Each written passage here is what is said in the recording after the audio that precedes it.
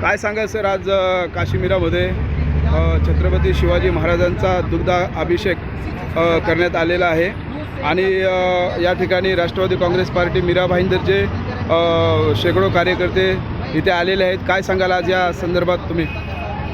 या निमित्ताने मी तुम्हाला एवढंच सांगेल की गेले 2 दिवसापूर्वी कर्नाटक राज्यातील बँगलोर या ठिकाणी काही कर्नाटक ही एक संस्था आहे तो जिने त्या संस्थेने छत्रपती शिवाजी महाराजांच्या पुतळ्यावरती शाई फेकली आणि पुतळ्याची विटंबना केली. त्याचा निषेध आज महाराष्ट्रावर होत आहे.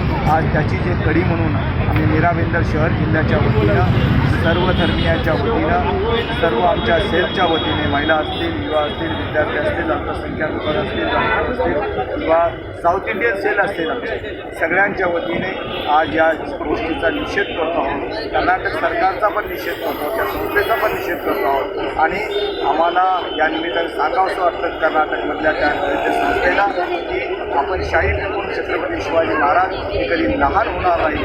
छत्रपती शिवाजी महाराज हे सर्व जाती धर्माचे, पंथाचे आणि स्टेटचे राजे होते. त्याचबरोबर ते 12 बलुतेदारांचे राज्य होते. त्याचबरोबर ते 11 प्रकार जातीचे राज्य होते. त्यामुळे बौद्धरांचा राजा, जाणता राजा हा कुठल्या छोट्याशा गोष्टीची छोटा होणार नाही.